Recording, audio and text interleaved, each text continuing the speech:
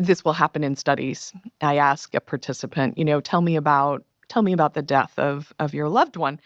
And they'll tell me the story of how they were, in palliative care and they had this terminal diagnosis and so forth. And then I'll say, was the death sudden? And they'll say, oh, absolutely. I had no idea.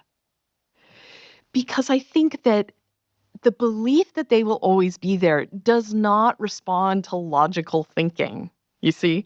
And so you can still pick up the phone to text your loved one, even though you have known they were going to go, even though you know they've been gone, because there's a piece of your brain that is still operating under the belief they don't have to be in my time and space for them to exist. Mm.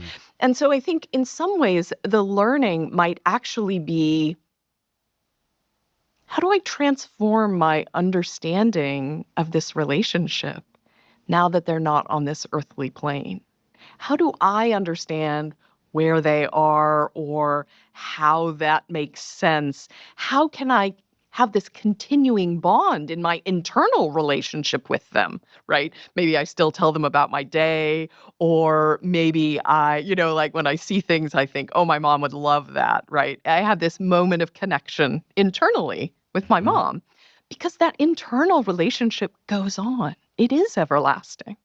At the same time that I know, she's not going to be at my wedding or she's not going to be at graduation, right? You can have both at the same time. I think that's part of why grieving is so confusing and makes people feel like they're losing their mind.